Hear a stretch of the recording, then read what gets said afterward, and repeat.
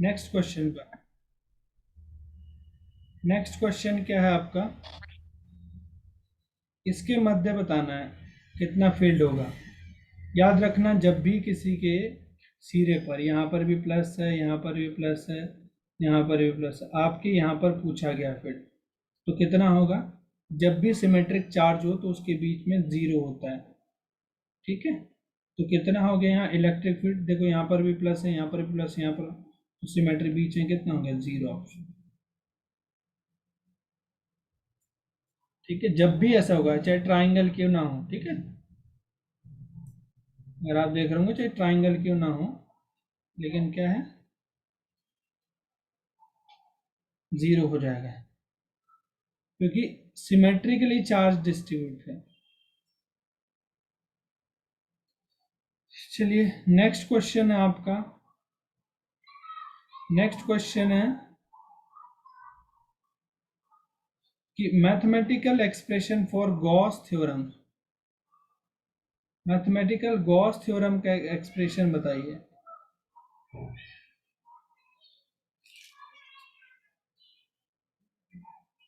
D option, Aarti ji D, Atul, Anjali ji D, Manglesh ji D, Sushant ji D.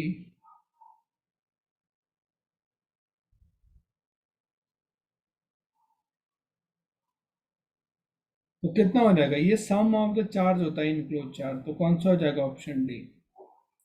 देखो दरअसल ये जो गाउसियन सरफेस जब आप लोगे ना, तो जिसके जितना इसके अंदर होता है ना, देखिए इसको बोलते हैं, देखिए E dot D S equal to Q enclose, इसके अंदर कितना चार्ज आया अपॉन एप्सिलॉन, इसीलिए समीशन लगाया है यहाँ पर, ठीक है। नेक्स्ट क्वेश्चन है, क्वेश्चन नंबर 18 है, कौन सा कथन सत्य है।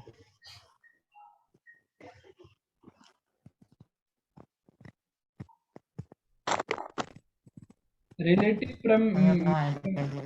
कितना हो जाएगा, माध्यम में चुंबकशीलता अपॉन निर्वात में चुंबकशीलता, इस हिसाब से कौन सा ऑप्शन हो जाएगा, A option is the correct answer. अब है रिलेशन बिटवीन, चलिए बताइए इसका आंसर बताइए। अगर आप लोगों ने पेपर पढ़े होंगे तो मैं जल्दी, 18 का, ये 19 का कितना हो गया, relation between H and I, देखिए कौन सा ऑप्शन है।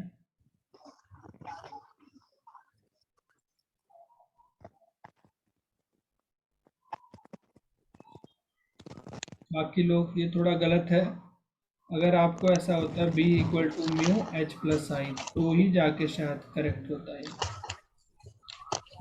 क्या मैं सही कह रहा हूँ। किसी का माइक ऑन है, ऑफ कर दीजिए।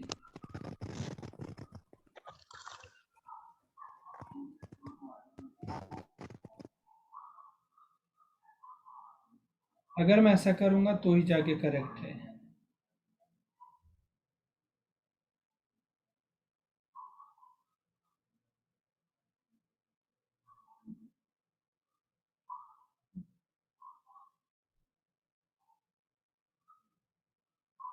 कैपिटल एच के बारे में जानकारी दीजिए थोड़ी। इसके बारे में ये B equal to mu not capital H. जी, देखिए ये तीनों देखिए क्या है, ये कहानी सुनाता हूँ मैं आपको, समझ आ जाएगा कहानी से। बी तो जानते हैं ना आप, मैग्नेटिक फील्ड है, ठीक है। और आई क्या है, इंटेंसिटी ऑफ मैग्नेटिक फील्ड है। और एच क्या है, एक्सटर्नल फील्ड स्ट्रेंथ है। देखो अगर आपको मान लीजिए आपको एक स्कूल में रखा जाता है और आपको ये आप हो सपोज, तो टीचर ने पूरा सारा दिन या एक महीने तक बोलते रहे, और जब ये फील्ड खत्म हो जाए ना, मतलब टीचर चला जाए, तो ये जो फील्ड टीचर ने दिया ना, ये सारी जो ज्ञान दिया, वो होती है एच। टीचर के चले जाने के बाद आपके पास कितना रहा, इसको बोलते हैं आई। समझ गए। जो एक्सटर्नल फील्ड स्ट्रेंथ थी मैग्नेटिक फील्ड की वो है H। जो मैग्नेटाइजेशन यानी आपके अंदर कितना मैग्नेटाइज हुई, आपके अंदर कितना ज्ञान आया, उसको बोलते हैं I। तो इन तीनों के बीच क्या संबंध है कि B equal to mu naught H plus I। Clear है सबको? देखो पूछोगे नहीं तो हमको कैसे पता चलेगा, हम तो सोचेंगे सब लोग यहाँ टैलेंटेड है। ठीक है, आगे बढ़ा जाए।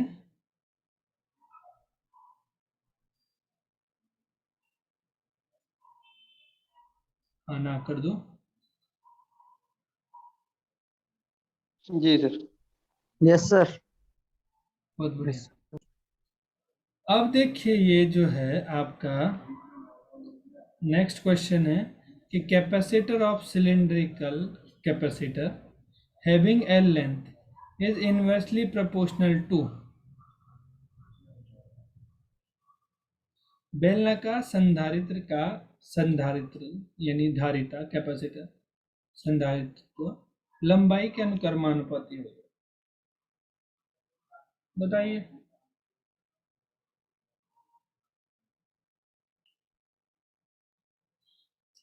सी ऑप्शन क्या करेक्ट है? सी ऑप्शन बनना।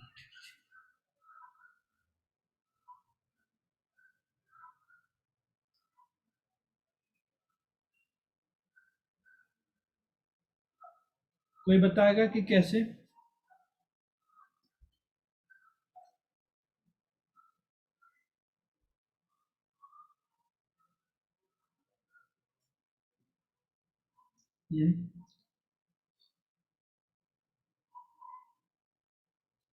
एक मिनट हम कोशिश करते इससे निकालने की।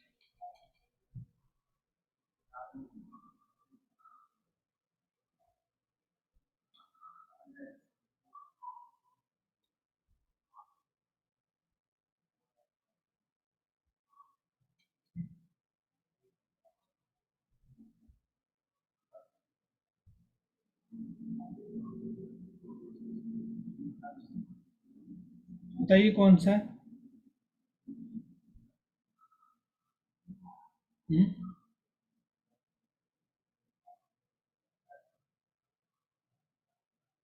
बस दो ही लोगों का आंसर है।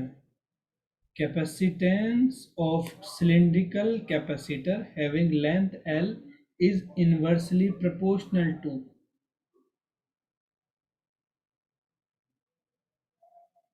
क्या है question? Capacitance of cylindrical capacitor having length L is inversely proportional to.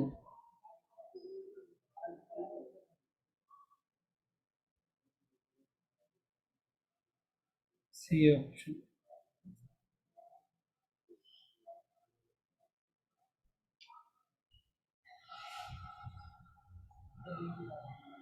यहां से भी कर सकते, यहां से भी देखिए, पता चल गया ना आपको? नहीं, यहाँ से तो गड़बड़ आ रहा है। चलिए इसका क्वेश्चन में भी फॉर्मूला तो जो बोल रहा डायरेक्ट था लिख लीजिए। फॉर्मूला परपेंडिकुलर होता है है। इसका, कितना होता है? 2 पाई एप्सिलॉन नॉट L और नीचे कितना होता है? Log B/A। इसका मतलब इन्वर्सली प्रोपोर्शनलिटी बोल रहा है, तो ये L नीचे लेके जाएंगे तो 1/-1, इसीलिए C option is the correct answer. ये फॉर्मूला होता है, वेरी वेरी इंपॉर्टेंट है, ये ध्यान रखना। 2 पाई एप्सिलॉन L सिलिंड्रिकल के केस में, जैसे स्पेरिकल का याद रखिए, सिलिंड्रिकल का याद रखिए, लाइन का, ठीक है। स्पेरिकल का तो सिंपल सा है, सॉरी नॉर्मल प्लेट कैपेसिटर का Q/V। स्पेरिकल का कितना होता है ये सी? कोई बताइए। Capacitance of spherical pi epsilon 4 pi A B upon epsilon not B minus A.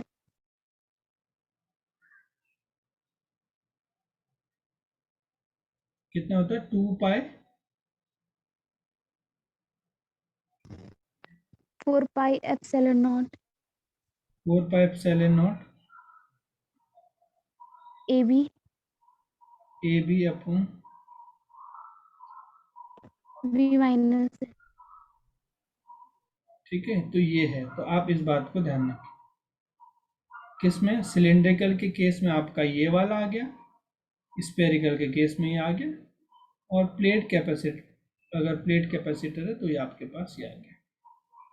ठीक है, तो इन सब बातों को ध्यान रखिए। चलिए ये बताइए, ये तो आप लोग बताए देंगे सब लोग, उम्मीद है, नहीं करवा रहा हूँ मैं इस क्वेश्चन। कौन सा आंसर है आप लोग? तीनों कैसे? दो के बदले एक बनाइए, फिर जो है तीनों वैसे किस में है? पैरेलल में ना।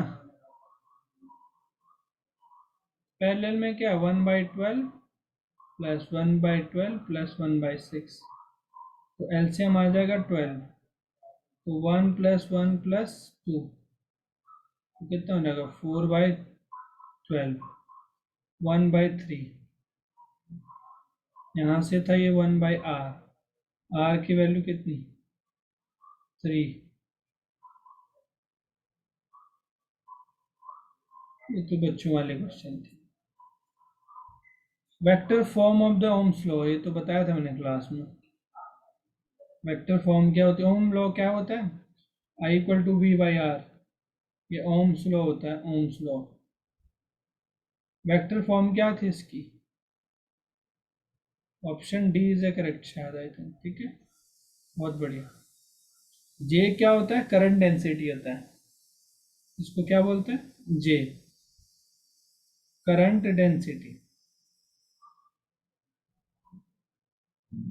जिसको बोलते हैं धारा घनत्व। तो जे की वैल्यू कितनी होती है? Del I by del A perpendicular. ठीक है, इसीलिए जो आई आता है करंट, वो integration J dot del S बोल दो या डेल ए बोल दो, कोई दिक्कत नहीं है।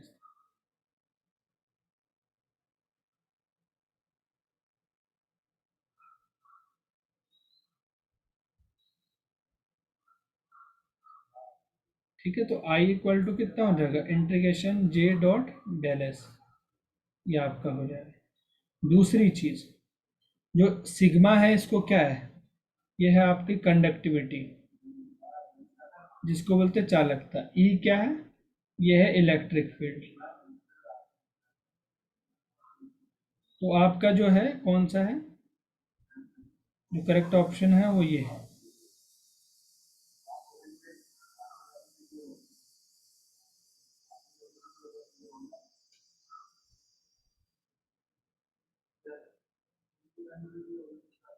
चलिए ना, अगर नेक्स्ट देखें हम, a series AC has resistance 4M and reactance कितना है? एक सीरीज में देखिए ऐसा, रेजिस्टेंस कितना दे रखा है? 4 ओम, एंड रिएक्टेंस 3 ओम। पावर कितना हो जाएगा? पावर कितना हो? शक्ति गुणांक। रिएक्टेंस समझते, जेड की वैल्यू दे रखी है, तो cos फाई इक्वल टू कितना होता है? Z/R, तो कितना हो जाएगा? 3/4। तो जो फाई है कितना हो जाएगा? cos inverse 3/4। ऑप्शन सी शायद, आई थिंक ऑप्शन ए।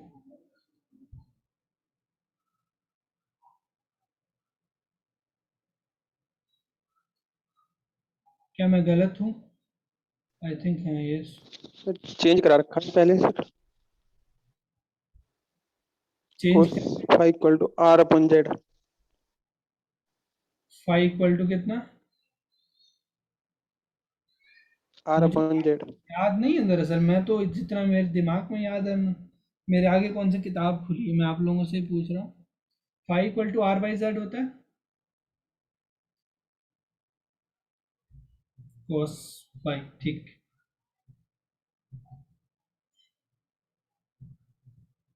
चलिए, तो चलिए देखिए, शक्ति जो गुणांक होता है वो cos phi equal to R by Z होता है। वो हो जाता नहीं, इतनी सारी मिसमैच हो जाता दिमाग में कभी से। तो आर की वैल्यू कितनी दे रखी है, 4, और जेड कितना है, 3, 3 ही दे रखी है ना। तो फाइव कितना हो जाएगा, कॉस इनवर्स 4/3। कोई ऑप्शन है ऐसा?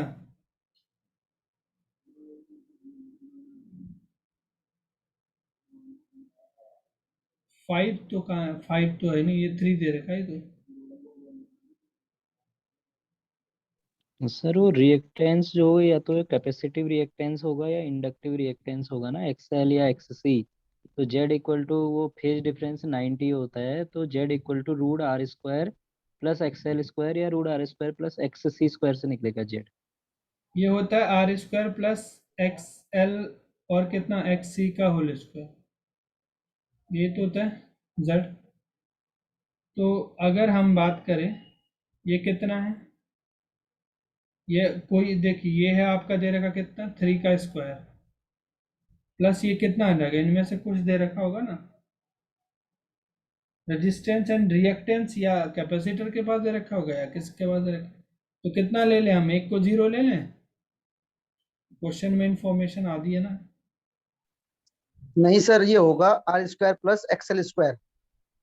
Are square equal so to, no, R square नहीं, आर ये हो जाएगा जेड इज इक्वल टू, हाँ Z is equal to under root R square plus XL square.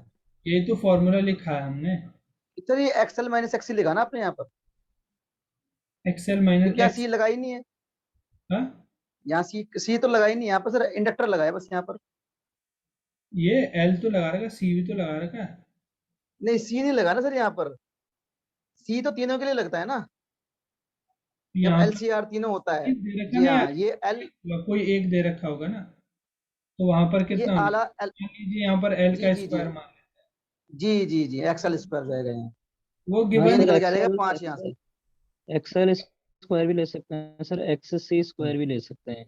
उसने प्रॉपर नहीं कहा ना, एक्सिस या तो प्रॉपर नहीं कहा ना, इंडक्टिव रिएक्टेंस, इंडक्टेंस दे रखे हैं। हाँ या तो इंडक्टिव रिएक्टेंस कहता है या ये कितना हो कैपेसिटिव रहा है, रिएक्टेंस कहता है ना। ये बट देख, हिंदी में दिया है ना सही इन्होंने, प्रेरकत्व, हाँ। अच्छा हाँ हिंदी में, हाँ हिंदी में लिखा है, हिंदी में हाँ सही दिया है ना, इंडक्टर, हाँ हिंदी में सही लिखा है। का स्क्वायर प्लस हाँ 4 का एक्सएल ही लगेगा। तो ये जेड एक्सएल लगेगा सर जी। जाएगी, तो इसका मतलब कितना जी हो ये जाएगा, 5 हो जाएगा, ए हो 5। जाएगा option. A option is the correct,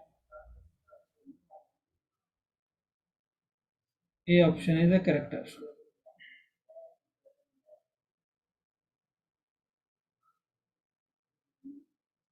चलिए नेक्स्ट क्वेश्चन है, ये कितना होता है,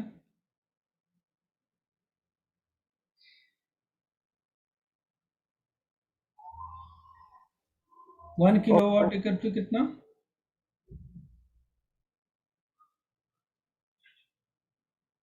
23 का ए। चलिए ये होता है 3.6 जूल।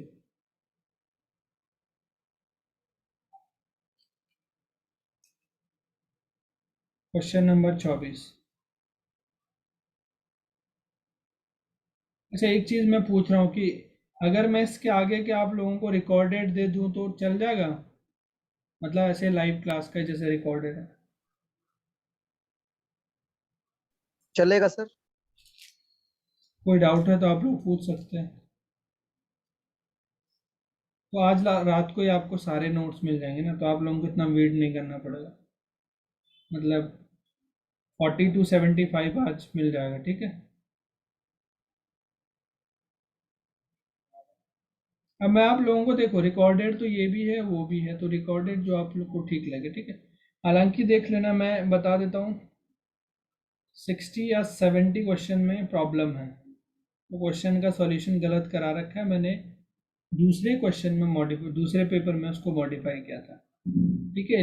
मैं क्वेश्चन आपको बता देता हूँ, जो क्वेश्चन अगर उसमें प्रॉब्लम है, कि क्वेश्चन था phase difference in electromagnetic wave, electric and किसके बीच, किसी जो है इलेक्ट्रिक और उसके बीच कितने का फेज होता है, शायद आई थिंक यही था। तो देखिए ये जो है हमेशा पैरेलल में होती है, ठीक है, अगर ई इधर है तो बी इधर है, ठीक है। तो कितने का फेज शिफ्ट होता है दोनों के बीच?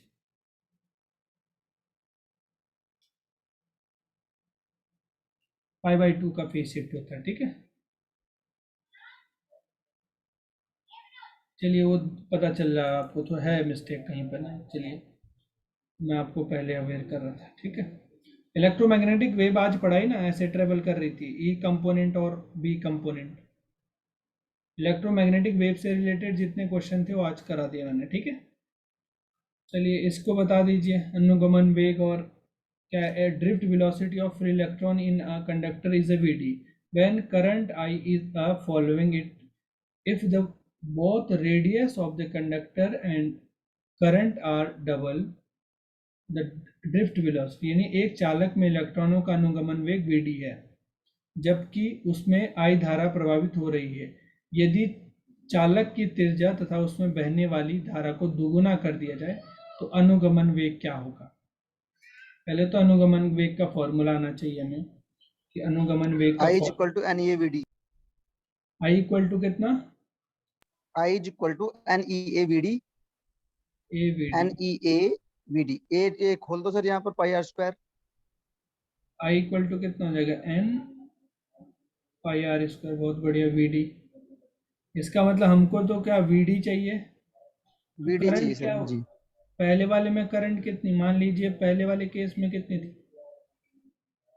अगर क्या लिखा, यदि चालक की त्रिज्या तथा उसमें बहने वाली धारा, ये पहले थी, अगर इसको ट्वाइस आई कर दिया गया और इसकी त्रिज्या क्या कर दी गई, 2r का होल स्क्वायर इंटू VD, तो इसको V डैश नाम दे दो, तो ये कितना हो जाएगा, twice I NEVD 4r square pi R square 4 pi R square V dot B. तो देख लीजिए यहाँ पर कितना, दोनों में क्या आ जाएगा रिलेशन, डिवाइड कर दीजिए दोनों को, I अपॉन कितना, ये था NE पाई आर स्क्वायर, ये कितना था V डॉट VD, और ये कितना था ट्वाइस I अपॉन कितना NE 4 pi R square V dash. NE से NE कट गया, पाई से पाई कट गया, R से R कट गया, ये कितना क्या जाएगा 1/2 VD अपॉन कितना VD, ये कितना हो जाएगा यहाँ पर 4 आ जाएगा ना, अपॉन V डॉट। तो आपको नया अनुगमन वेग निकालना है, तो कितना हो जाएगा, इसे काट दीजिए तो VD इक्वल टू कितना हो जाएगा, VD अपॉन 2। तो ऑप्शन सी क्या हो जाएगा, करेक्ट हो जाएगा।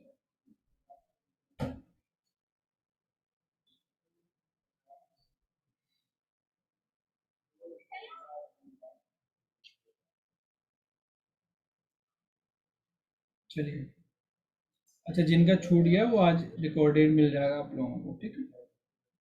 चलिए नेक्स्ट है आपका, the charge Q is placed at the centre of the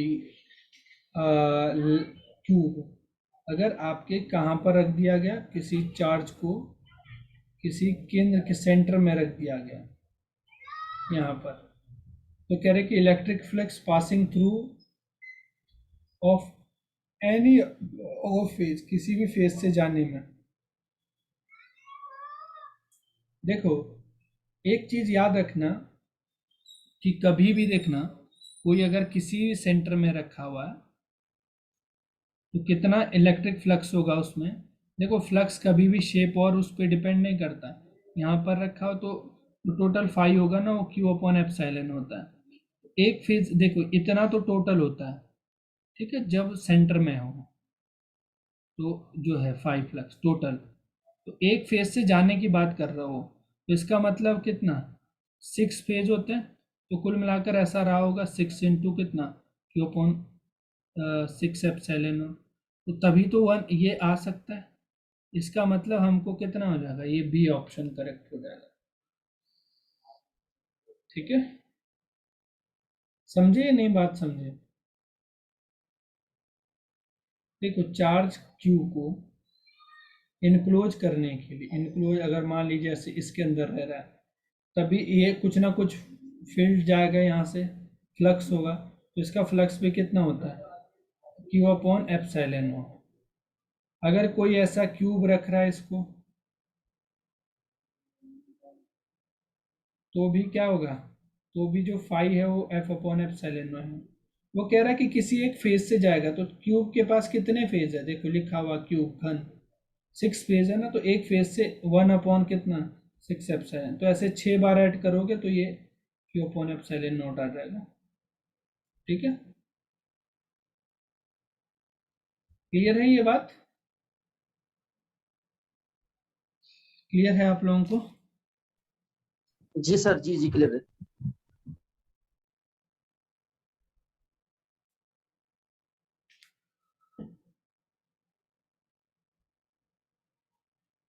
चलिए, विद्युत बहाव को नापने के लिए जो सर्वश्रेष्ठ वो है, वो कौन सा है,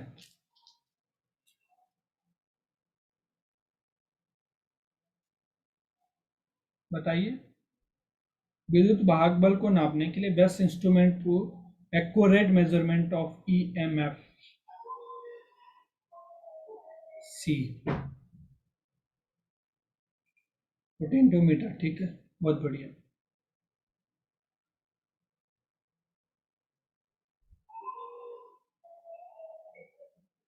चलिए नेक्स्ट में जाते हैं।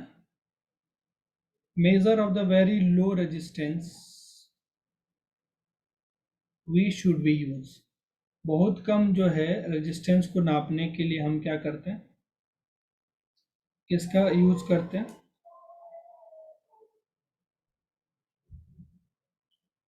To measure very low resistance we should use, क्या यूज करेंगे हम, to measure very low resistance we should use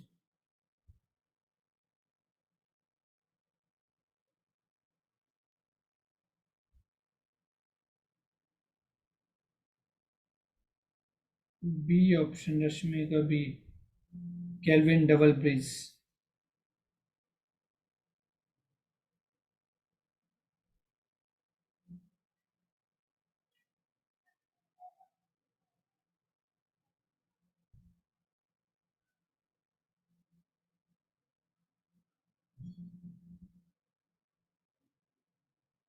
option B Kelvin bridge correct option है। लेकिन कभी जो है, अब अगर कभी ये क्वेश्चन पूछा जाए तो आपके जो है ये लिखा होगा ऑप्शन में,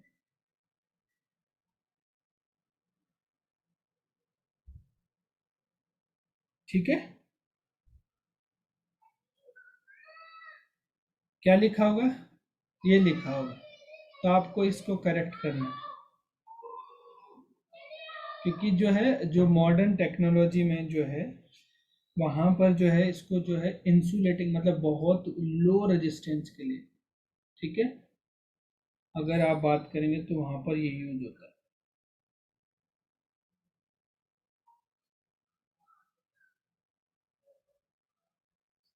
व्हीट स्टोन किसके लिए यूज होता है, चलिए थोड़ा सा इसको और एक्सप्लेन करते हैं।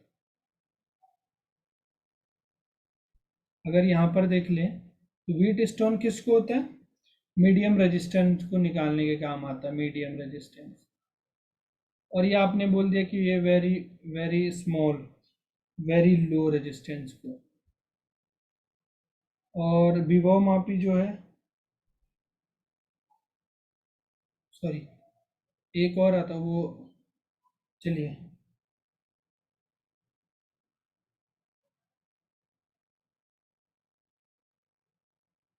वैन ब्रिज, चलिए ये क्या पोटेंशियल, ये तो हो ही नहीं सकता।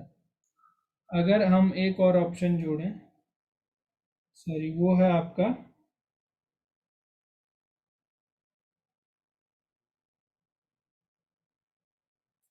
कोली फॉस्टर भी आता है, क्या आता है, Carey Foster, Carey Foster bridge. तो कोली फॉस्टर ब्रिज में क्या करते हैं, मीडियम रेजिस्टेंस को ये क्या करता है, मेजर करता है, मीडियम रेजिस्टेंस। ठीक है। अच्छा चलिए, एक और जो अभी बताया मैंने, मेघर, ये क्या करता है, हाई इंसुलेटिंग को नापता, सर ये नापता हाई इंसुलेटिंग रेजिस्टेंस को, हाई इंसुलेटिंग रेजिस्टेंस को मेजर करता है।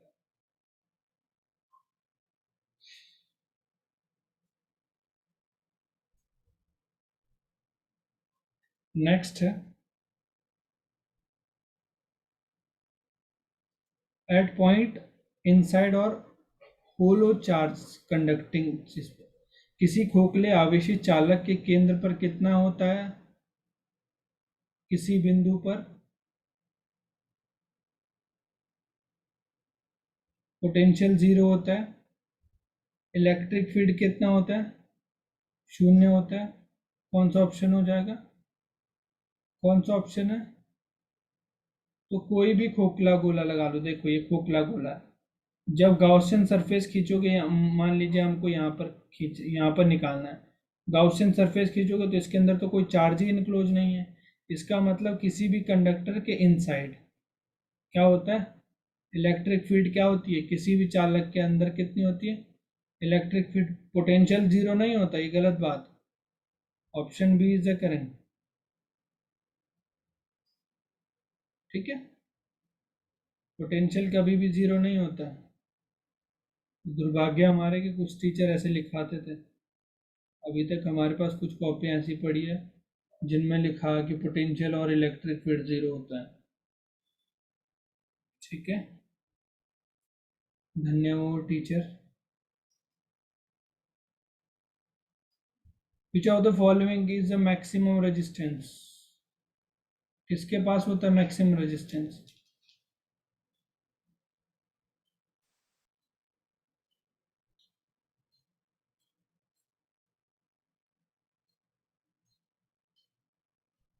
which of the following has maximum resistance, Bhupendra ji C, meter के पास।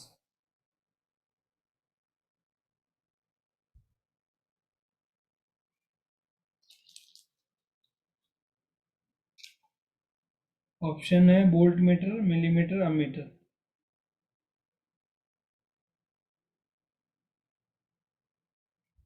किसके पास होता है, बहुत बढ़िया, वोल्ट मीटर के पास होता है मैक्सिमम, ये ऑप्शन है करेक्ट।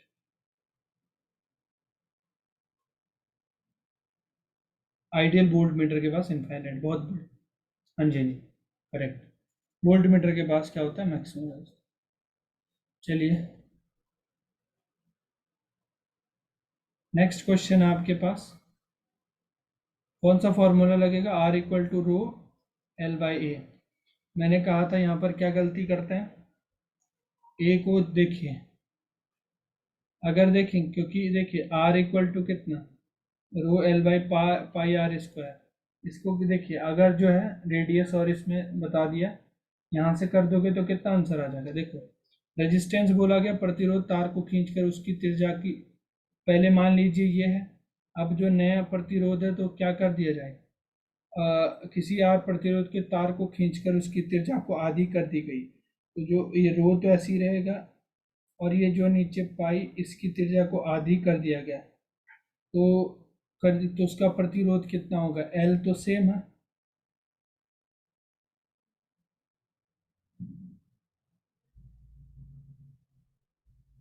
एल सेम रहेगा। किसी आर के तार की लंबाई को उसकी त्रिज्या को r/2 कर दिया जाता है, एल क्या हो जाएगा इस केस में, एल तो सेम रहेगा। तो अगर इसको सर एल 2 गुना नहीं हो जाएगा, 2 गुना तो होना कितना चाहिए, होगा सर? मेंशन तो कर नहीं रखा है इन्होंने यहाँ पर। जब तो इसका उत्तर सर 8R आएगा ना, सी ऑप्शन आएगा। देखो खींचकर इसकी बिल्कुल, तभी तो रेडियस आधी हो जाएगी, होना जी चाहिए।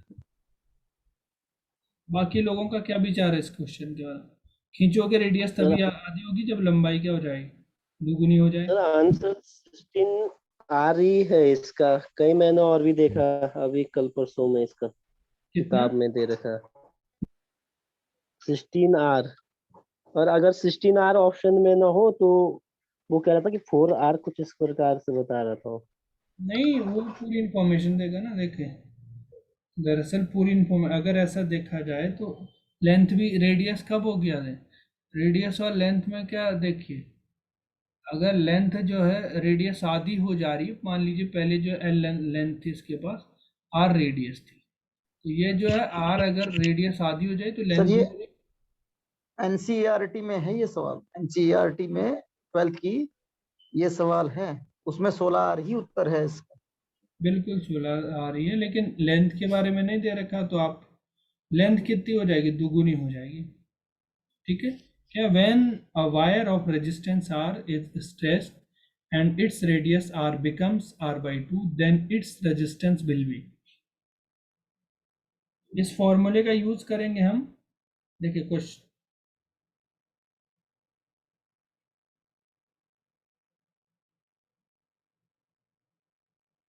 यहाँ पर क्या हो जाएगा,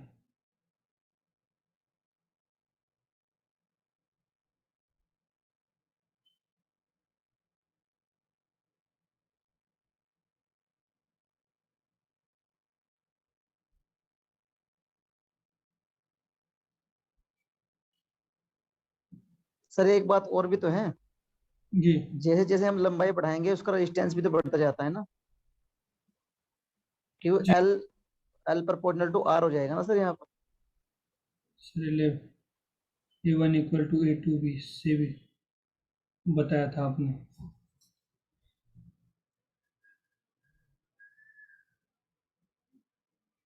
जितने इन, नहीं नहीं नहीं नहीं, तो यहाँ पर तो आप देखिए जितनी इन्फॉर्मेशन थी तो ठीक है ना, लेकिन अगर हम बात करें तो ये कितना होगा, अगर हम जानते हैं, देखिए कुछ चीज़ें, देखिए हम ये जानते हैं फॉर्मूला कि R इक्वल टू कितना होता है, रो एल अपॉन ए। अब अगर वायर को क्या कर दिया गया, इसकी रेडियस को क्या कर दिया गया, हाफ कर दिया गया। अब इतना पढ़ लेते कि रो रेडियस मतलब जो है वायर है, तो इसके पास क्रॉस सेक्शनल एरिया होगा, तो कितना पाई आर स्क्वायर, तो ये कितने हो गई, आधी हो गई पाई आर का फुल, ये हो जाएगा। आर डैश इक्वल टू कितना हो जाएगा, ऊपर आके रो 4L अपॉन कितना पाई आर स्क्वायर। ठीक है, अब देखिए जो है, अगर हम देखिए अगर क्या है, देखिए एरिया की पहले हम यहाँ से समझते हैं इसको बेसिक से, एरिया है ना, तो एरिया क्या है, पाई आर स्क्वायर है। तो अगर एरिया ये इसको आधी कर दिया जाए तो एरिया का बन जाएगा न्यू डैश का 4A बन जाएगा ना, तो जो आधी कर रहे हैं ना 4 लिख लीजिए, A डैश इक्वल टू कितना पाई कितना r/2 का होल स्क्वायर, तो ये कितना A dash equal to 4A बन रहा है, सॉरी A/2